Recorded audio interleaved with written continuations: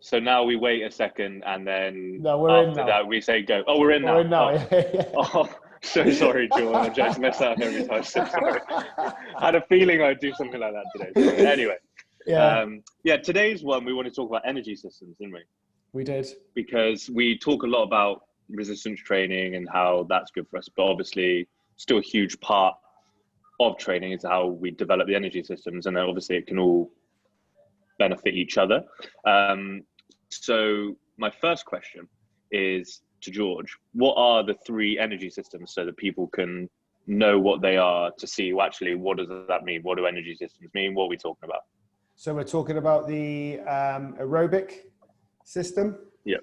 And that's where we're looking to increase our aerobic capacity, which in simple terms means we're trying to increase our long distance, how long we can go for, basically. So if you're going for a run and you go for 3 miles and that's as much as you can do, and 3 weeks later you can go for 4, you've increased your aerobic capacity for that particular system. 2 is the anaerobic, energy system where we don't use oxygen, so short, fast bursts of energy. So you're thinking, 6 to 7 seconds. After that amount of time, maybe a bit more, you'll start to use oxygen. We'll start to use oxygen again to provide the body with more energy to fulfill the task. And the third energy system is the anaerobic threshold. Am I right? There? Yeah, well, yeah, yeah. lactate threshold. Yeah. That's kind of trying to push the. What are you doing?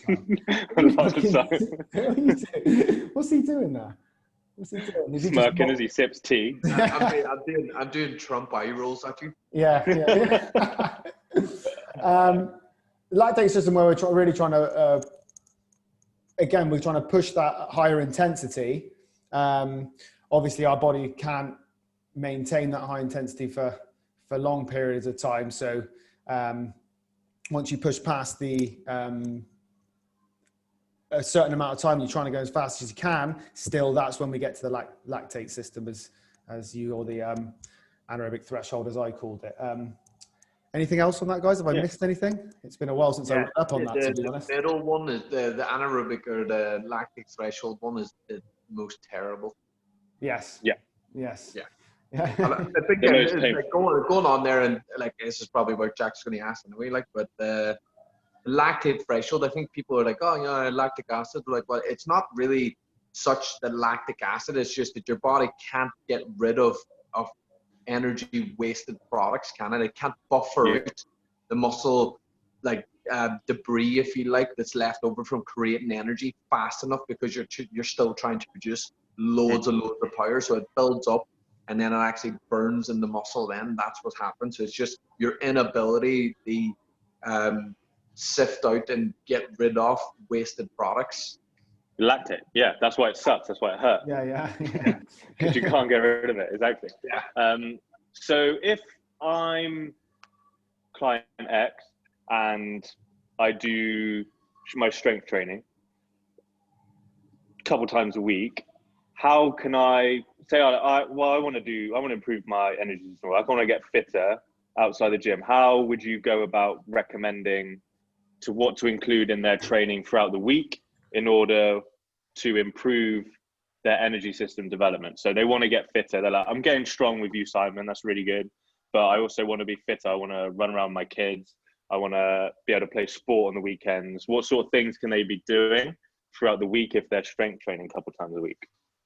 So if we, it's open. That's an open question, because you're kind of really wanting to get better at all three, aren't you? At some shape or fashion, because you're using power no matter what you're doing. Whether you're trying to jump up something or run after a kid for a short burst of time. Lactic acid doesn't really happen if you're just running around, but in sport it definitely does. So if you are playing that, anaerobic fitness is something that is just required in all realms. Like, we use anaerobic fitness just to walk around. So You could incorporate that a load of ways. I think you can incorporate it into your fitness routines by doing some sort of sprint training, which will, because the argument is that if you improve your anaerobic fitness, that you improve your aerobic fitness anyway, because your ability to recover is quite high. Exactly, So you could involve some sprint training, but fartlek training is really important, I think, for sports development anyway, because you're training all aspects of recovery, fitness, and sprinting work in there. So you're getting better at the modalities of recovery in between doing high bursts of energy. But it would, again, it's such an open-ended question, because how would you be so specific about it? Then I would try all modes. The aerobic stuff you can just do from high NEAT. Okay. Yeah. So what sort of stuff would that be? What's high NEAT? As in improving your actual daily activity, going for daily walks all the time. I think we used to talk about it a lot in the podcast, but just people underestimate how important just moving is. When talking about the walks, Simon, sorry to butt in there. When talking about the walks, are you wanting people to be slightly out of breath while doing it? Not to the point where you would be if you were going for a run. Yeah, but I mean, a walk's not going to be any good if you're just sitting there dossing about. Is it? You want to be, if I'm on about like actual focused walk, so I'm going to go out here for a brisk walk for 20-30 minutes a day. That's going to improve rather than you just dawdling about the place. In terms of the rest of the fitness, like I said, I would just tend to use, personally, for clients, would be using some sort of interval style training tagged on to the end of workouts, because it works energy system wise. Lifting resistance weights is very, very similar to sprinting in terms of how, lots of work, high work, and then rest. It's just that you can decrease the amount of rest, increase the amount of work capacity, and save yourself a massive, massive amount of time in exercise. It just overall, you can save yourself huge amounts of time by doing sprints. If you did 30 seconds on, 30 seconds off, or if you went at 20-40, so you're a 2-to-1 ratio on rest and recovery, or work and recovery, you could do a 10-minute burst on that, and that will be harder than running for 30 minutes if you're doing it at the correct intensity. But the benefits you gain from that will cross over in the 20 seconds work. It's going to be in the lactate threshold if you're working hard enough. But also then you're going to improve your aerobic fitness from that, along with your daily activity. I think you covered all bases there. I definitely think that's better. Yeah, that's better. You can see me better now. I'm sorry. So, go on, Jack. And then I've better. No. Just question use of better. But Simon, you said you could easily chuck some sort of interval work at the end of a session. So you can't give me the specific examples in terms of what you would put into a session, but give the people a generic overview of what a session like that would look like then. So how would someone be like, okay, well, I'm taking Simon's advice, I want to put this into play into my sessions. How does my session look like now? Say they just do a couple times a week, so it's a full body session. Yeah. How would that session then outline? You don't have to give me specific exercise examples, but definitely. So I think it's a good question, because people don't often program it right. I mean, how many times do we see people go in and run on a treadmill and then kill themselves on a treadmill and then go and lift a load of weights, and then their technique is shit, and they don't improve on weights, and they don't ever recover properly, and they don't ever see any sort of progress in terms of strength gains. So absolutely always do your resistance training first, because you need the neurostimulation, you need the freshness and activation of all the muscles, and you need to be thinking about technique first and foremost, and then progressing those movements forward. So you can't do that if you're puffing out of breath and you're dying from the cardio you did first. Once you've completed your resistance training, so you might do 40 minutes of resistance training, or 30 minutes if it's a good intense bout, and then you've got yourself a good 20 to 15 minutes left, then that's when I would introduce the intervals. And now, again, we use a lot more what we'd like to classify as functional. Anything's functional if you want to use it that way. But you could use your prowlers, you could use your battle ropes, you could use your farmer's walks, where you're getting the added benefit of bracing, work on your core while you're walking. It's a functional carrying movement. You could do single carries, but for time. So like I was saying, so you could, if I was saying a 20-40 working, you could be doing farmer's walks for 20 seconds, 40 seconds recovery, and hitting that for 10 rounds. I mean, you tell me that you're not going to be fried after that. but the carryover then in the real life is massively high, and you've squashed a load of work for aerobic time in such a small session. So would you? Would you only include the pure aerobic work to be the neat? The high. Personally, I never in a training session when I do it with somebody, I don't like, just as a PT side of it, I would never make somebody pay for me to be. What about on their own though?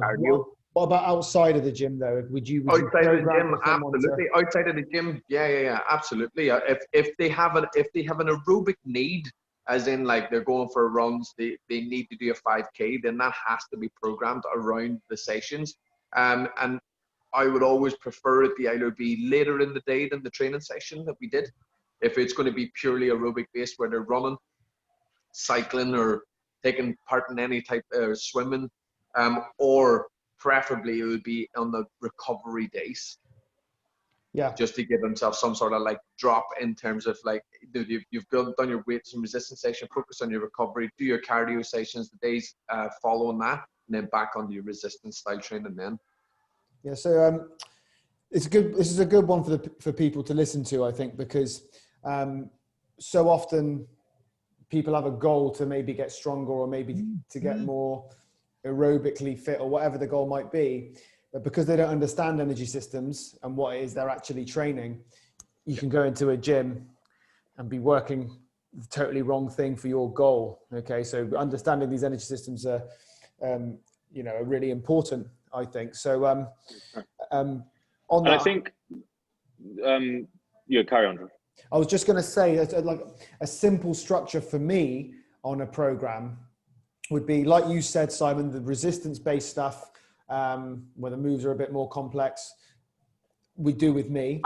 And I'd maybe introduce, see, Billy is clearly agreeing with me here. She can hear me. She's like, there's my uncle in the back. I'm basically her uncle now, Jack. You know, I mean, I can't touch her. No. I can't touch her because obviously I'll sneeze to death. She's the one that she's afraid of. Are you allergic to dogs? It's like certain types, I think, like the ones that. Really? Yeah. Well, I think. Not hypoenergenic ones, but just like not to the point where like I'm not. You avoid them. Okay. Do you know what I mean? Wow, that's tough. I start sneezing. It's fine. My eyes start itching. Do you remember what happened to my eye the other time though, Simon? Yeah. It was just like. Basically, a pink eye.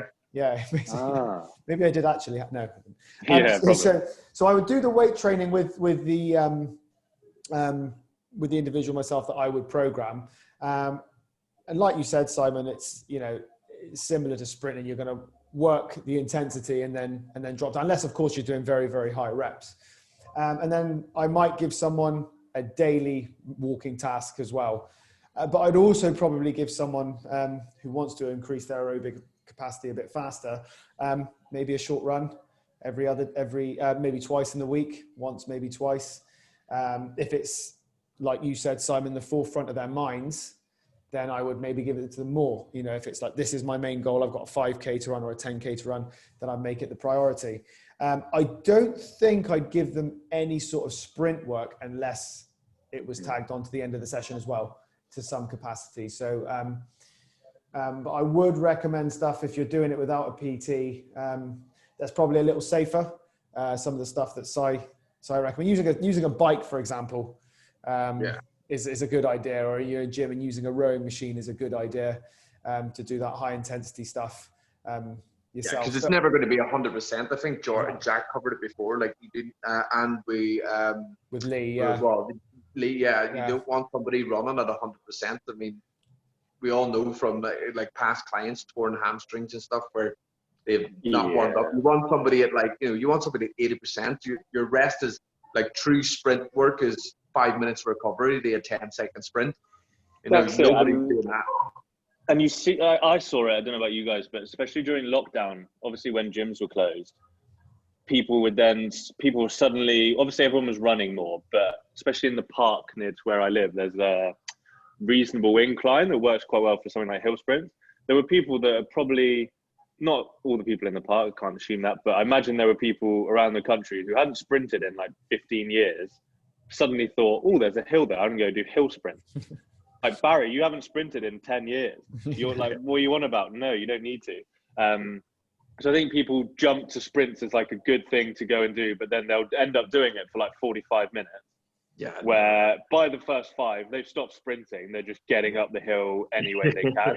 And so like the value of it's lost. And that's where I think people don't understand energy systems. I think they think, oh, I'm running, I'm getting fitter, but there are levels to it, which we've discussed before. So the way I like to describe to people is imagining a triangle. And at the top, you've got this red zone where I use the color red because like the same, the classic. Yeah. And it's like, and then people have those heart rate monitors where you can see the color and they're like, oh, I'm in the red. So that sort of zone, like your 90% and above, is your strength work or your sprinting. So maximal effort, like you can't do any more than that. Then you've got your yellow in the middle, which is if like between heart rate or work, you're doing 75 and 80, between 80 and 90. And then below that, you've got green zone, which is nice, your walks, your runs, and that's around 70% of what you can maximally do. And I think people don't really work in either zone. They just do a bit here, a little bit there, a little bit there, a little bit all over the place. Whereas I think the value missed from people with this stuff is how the bottom one and the top one can massively benefit one another. So with our strength work, I think it's so important that people actually do their aerobic work. So one, yes, their walks and everything, but also some actually structured stuff, because that bottom zone where you're going for longer, like you said at the beginning, George, going for longer, but at a slower pace, the better you can be at that, the better you're going to recover between your sets and your strength work. The quicker you're going to recover for your sets and your sprint work. So if you are doing that stuff shouldn't be avoided. Because when people are in the gym, like, especially guys, they're like, oh, I'm not going to do cardio. I'm going to lose all my gains. I said that today. It's like, oh, I'm not going to take the stairs. I'm going to lose my gains. I'm going to take the elevator, so I stand still. Like, no, you're missing the point. You can. There she is. Yeah. Still nibbling. Yeah. Oh no, it's just because she wants to fight. Yeah. I think people they undervalue that zone because, like I said, that's going to massively help everything there, and then vice versa.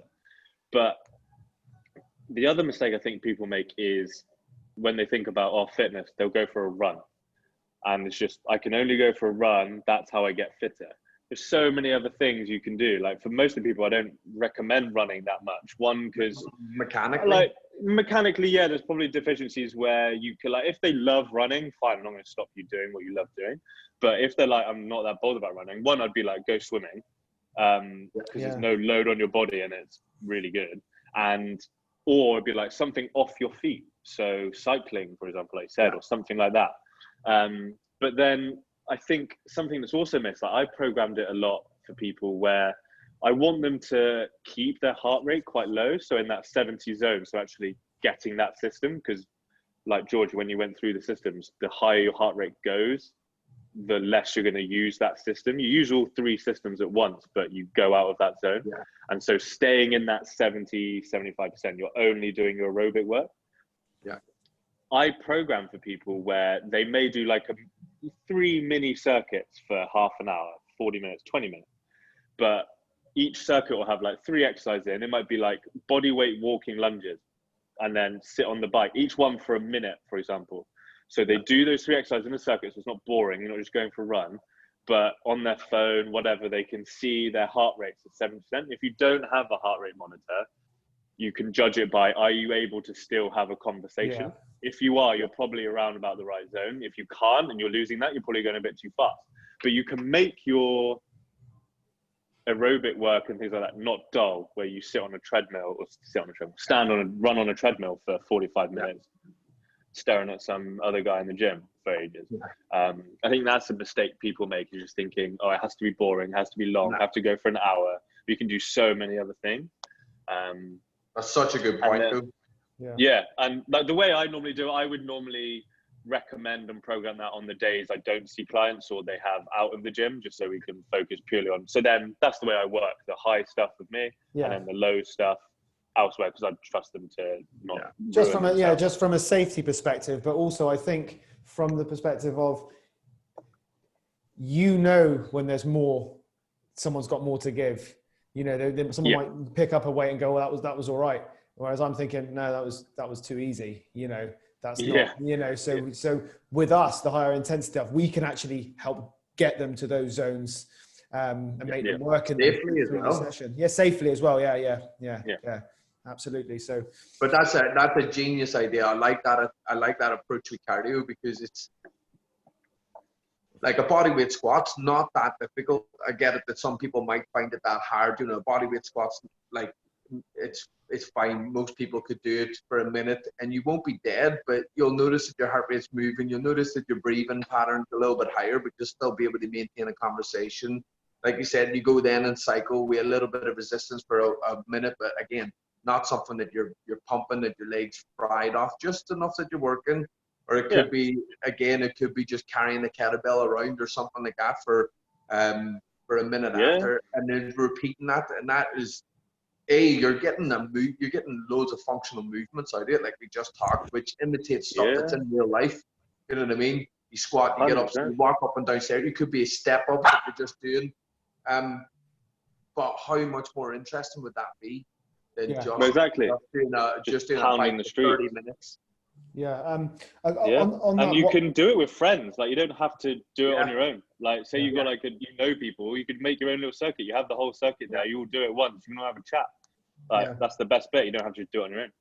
I think sorry, George. No, go ahead. Sorry. The thing is just that I think what people don't understand is it increases blood flow. Yeah, and increased blood flow means that you carry a lot of nutrients around the body, which means that it will help recovery. Fact, it will help recovery. So if your muscles are a bit sore and you do these things, I guarantee you after 30 minutes of doing them movements, your legs and that won't be as sore as what they used to be. You'll have increased nutrient delivery to the muscles anyway. It's amazing. Motherfucker, I was just about to say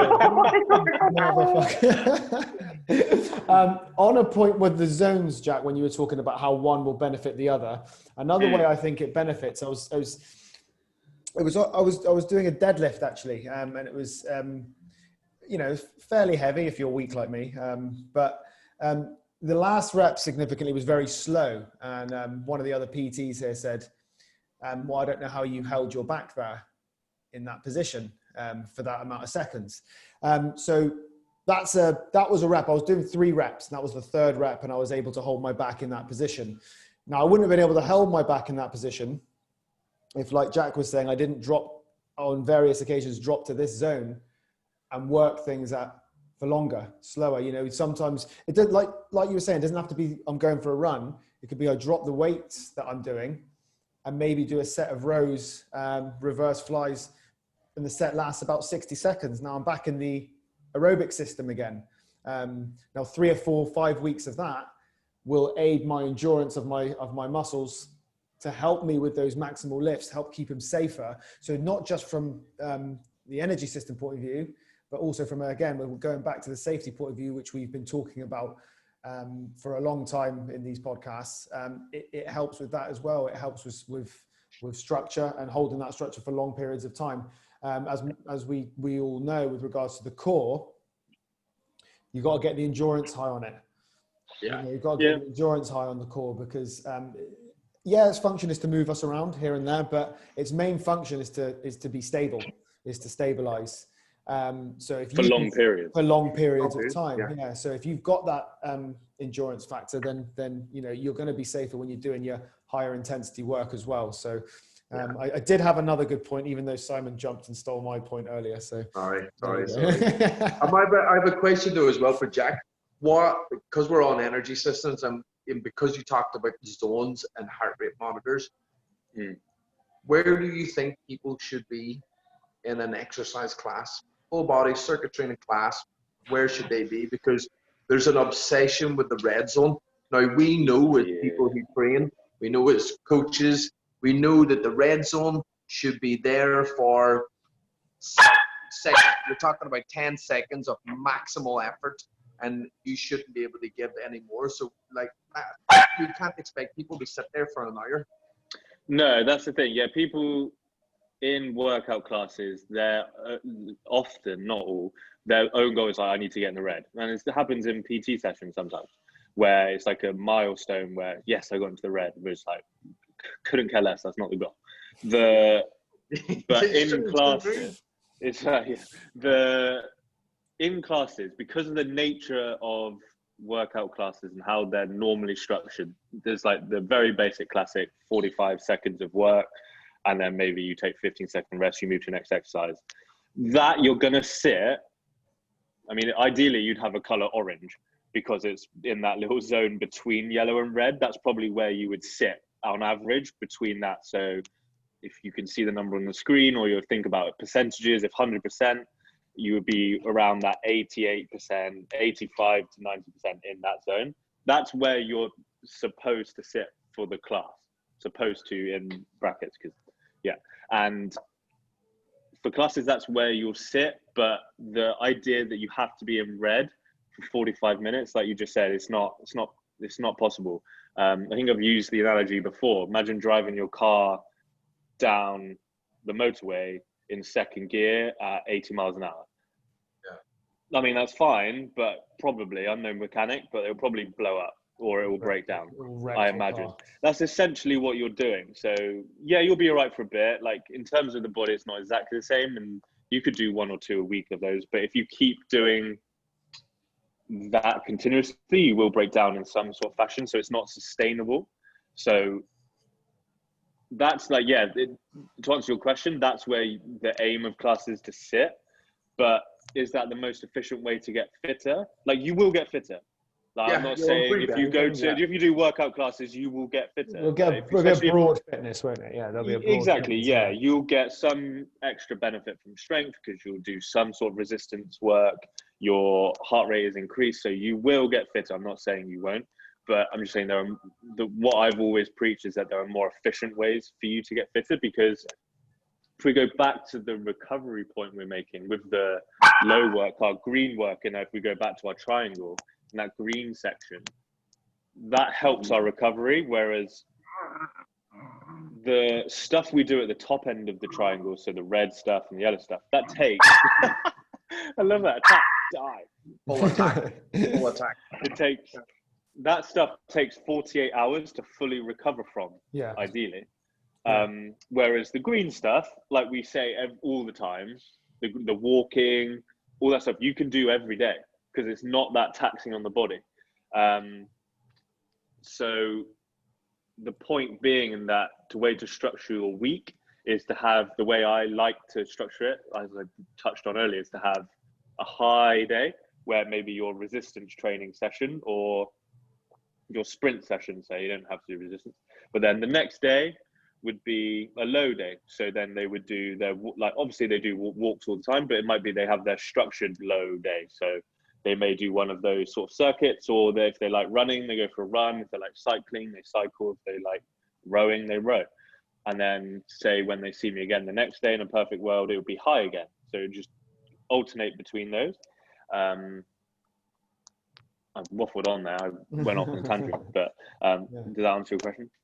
No, absolutely. Because I just wanted to know, like, because like I said, the emphasis always seems to be, I need to be in bed, need to be in bed, and really, truly, like George described at the start, if you're in an energy system, like if you took off an 100-meter sprint, right? So obviously this is a track, right? So if you took off an 100-meter sprint at 100, or no, let's take the 100-meter sprint out. If you took off on a track at 100% effort, like absolute 100%, there is only about 10 seconds maximum amount of time where you can actually produce that amount of force.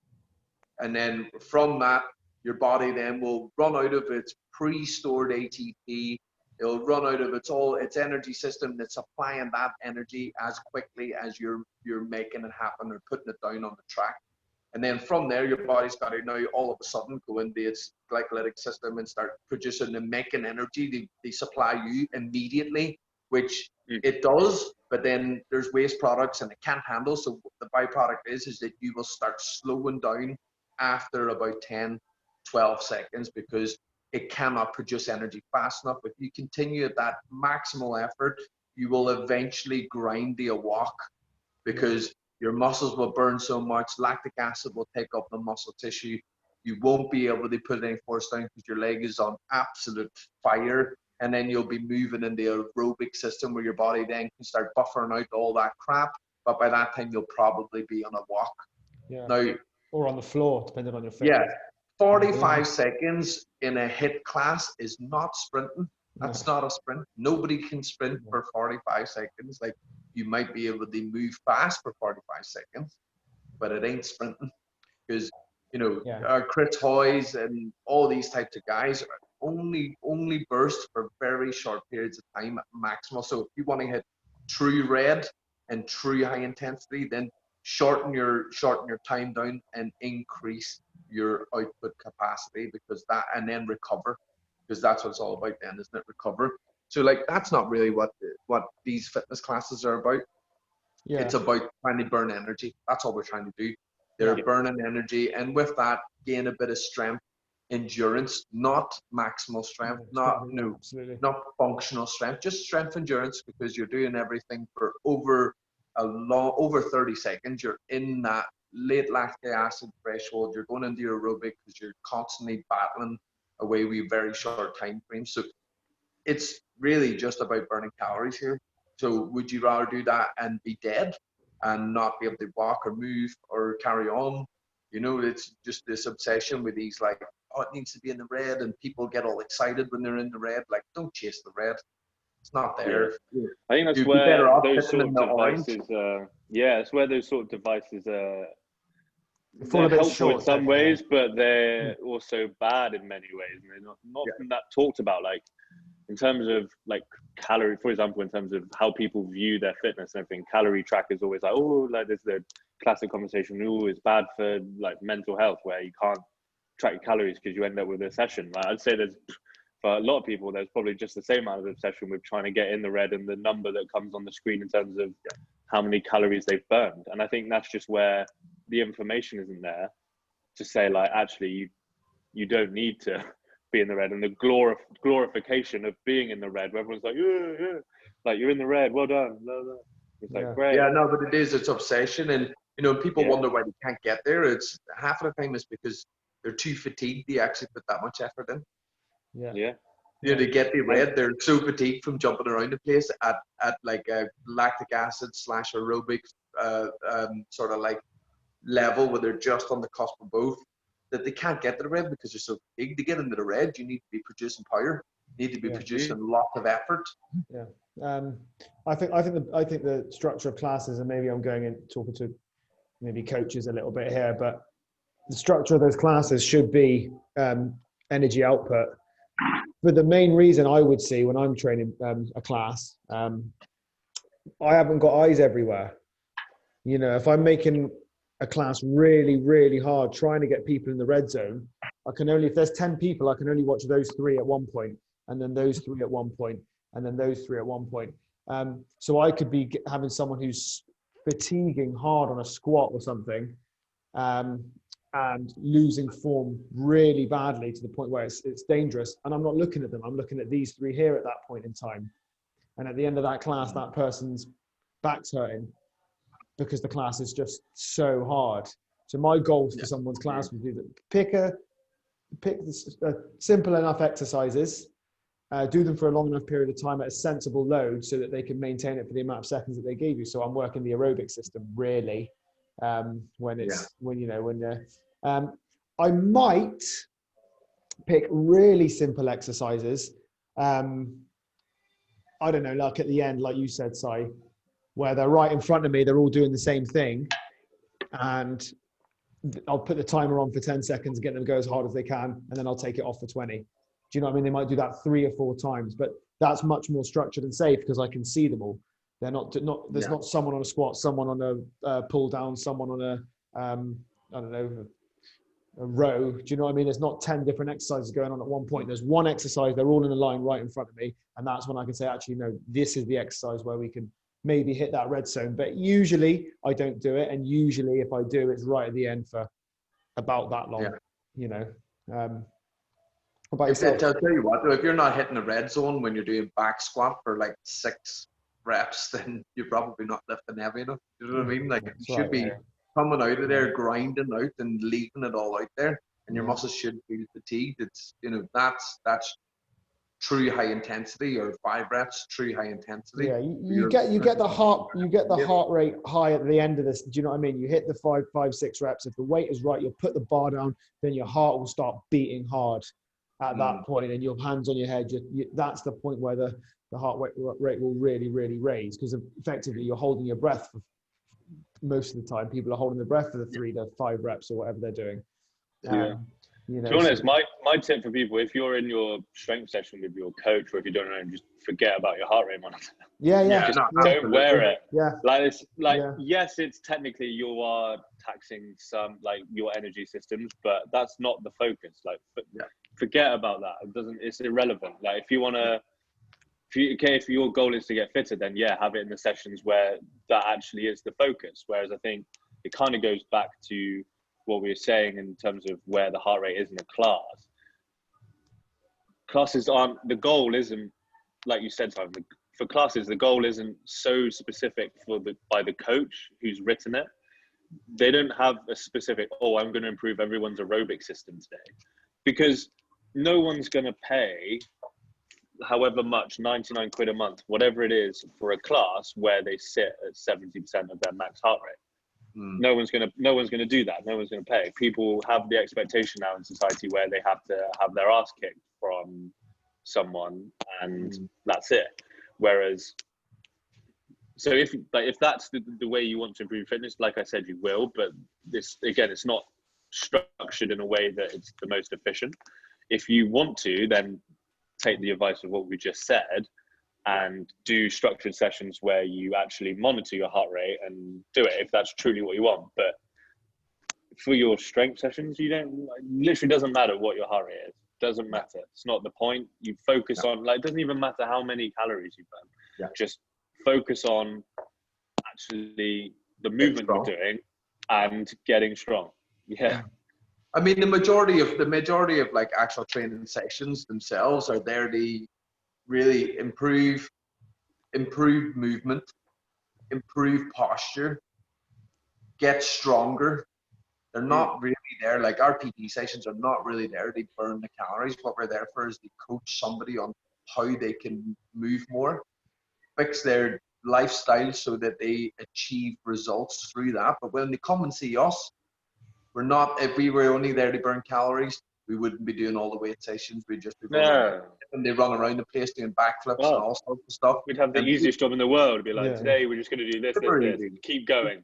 That's it. But if you're in there for lifting weights and strength sessions, you're in there to get stronger. That's the key. And you know, I always use your client Anna, when you had her, that the adjustment from the classes and limiting the amount of classes she did to do her training, and the improvement on strength that she had was phenomenal.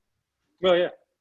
And then out of that, when she then comes to the point where she needs to lose body fat, the shape is there, the strength is there, the body composition comes down, and she's got muscle there, and she's got shape there, and it looks really good. You know what I mean? It's not, you're not trying to kill her, but she's got all these movement patterns, and she understands then that, right, if I need to lose weight, I need to readjust my eating, and I need to increase some sort of activity outside the gym.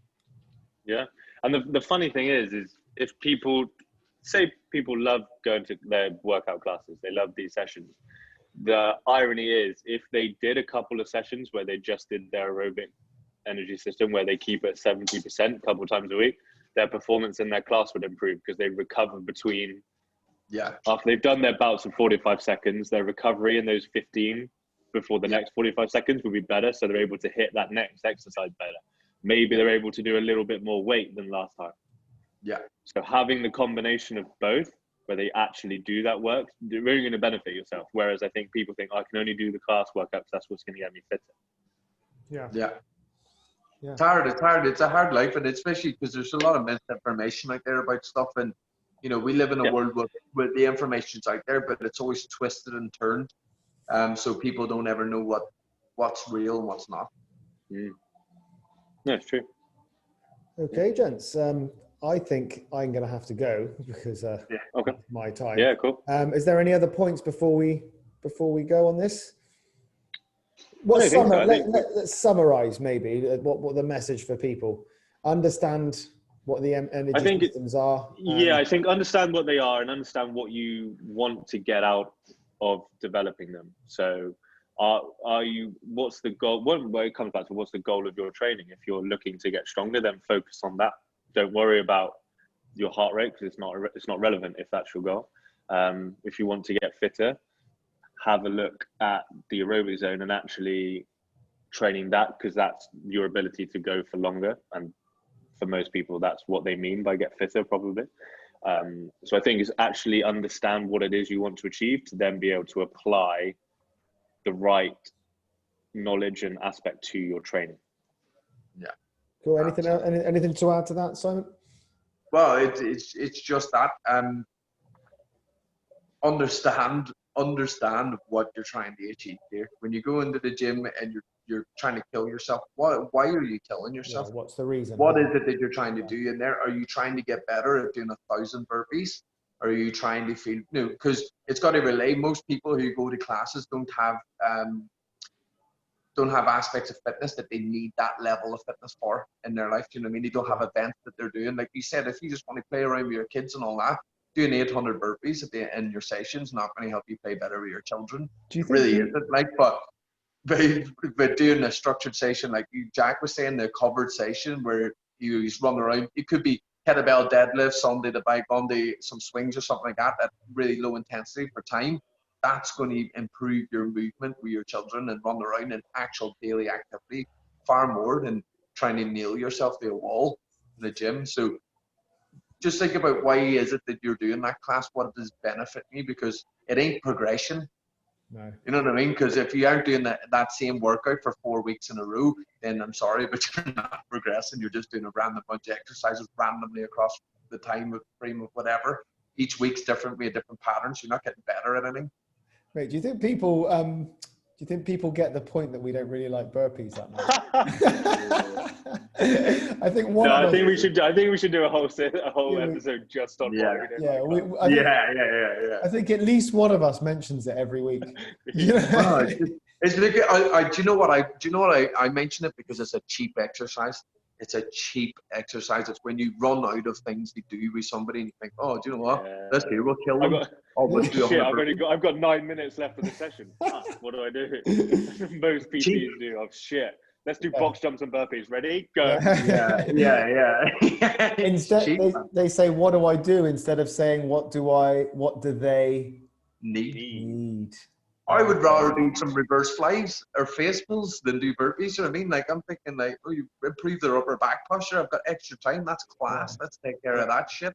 Yeah, I get annoyed when have a nap. Yeah, I get annoyed when they're like the time's running out and I haven't got everything into my session for people. Yeah, I'm like, that's like 2 minutes too, and I've got 2 things I need to do. They're gonna have to do it. You know, they're gonna have to do it. Stay on. Gentlemen, thank you. I think that was really good. I think hopefully people will get a lot out of that one and try and implement it, guys. Everyone who's watching, and we'll be back next week. Okay. Thanks. Beautiful. Thanks, Jack. Thanks, Simon. Thanks, guys. See you later. See you later for more gems. Oh wait, George. I'm here. I knew it. Simon. See you later, man. Hey, man. Bye.